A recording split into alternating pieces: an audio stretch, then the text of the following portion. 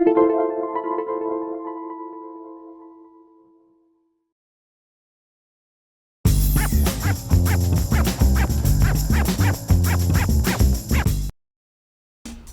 to My Long Island TV.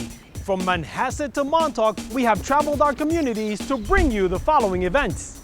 I'm your host, Waldo Cabrera. My Long Island TV starts now.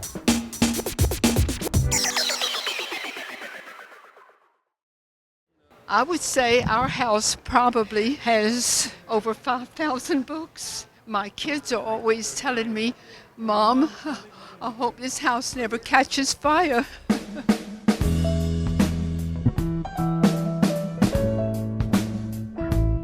This is a paper, book, and advertising show. We're trying to deal with all things vintage.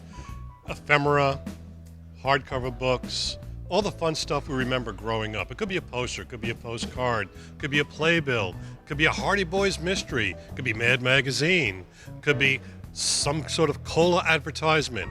It's a memory. What we do here is try and capture a memory that you had from your past or something you always wanted, and you have the opportunity to buy it back and add it into your world.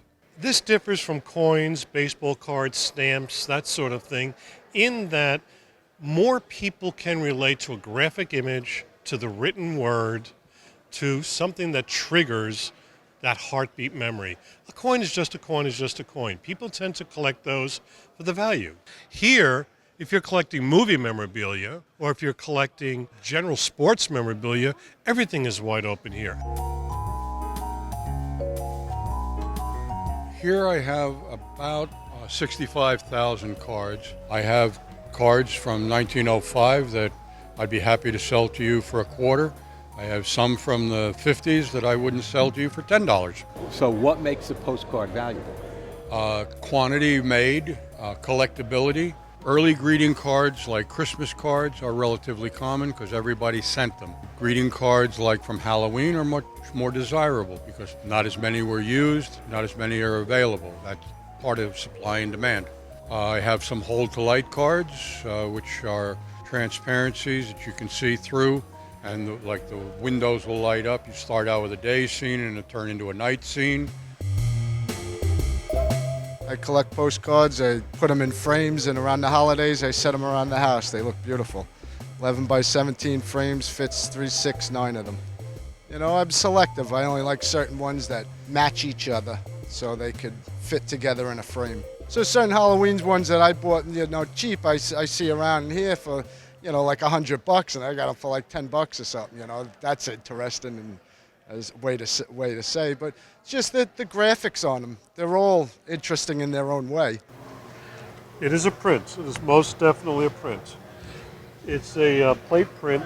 It's a good high-grade rag paper, but it's one of many. It's not an original? It's not an original. We do appraisals at all our shows, mostly to help people learn what they have so that you don't throw out something interesting or something valuable. First run of anything, the first in the series, there's your real money. You can learn how to do the paperwork, you can learn how to examine something, but you can't learn the value. That comes with time in the trenches, buying, selling, making the mistakes like we all do. Condition, condition, condition. Yeah. Not written in, not dog-eared. Do we diminish the value by use? Yeah, a little bit. A pristine something is of one value, a used something is of another value. But the real collector, for instance, a toy collector, he wants the toy to show the wear and tear of the person who owned it before him and the person before them. So it shows a train of memory, a train of ownership. And it helps separates the fakes from the real ones and the repros from the real when you see a little bit of wear. So it doesn't have to be pristine, but it doesn't have to be too damaged. It's that finding that fine line in between.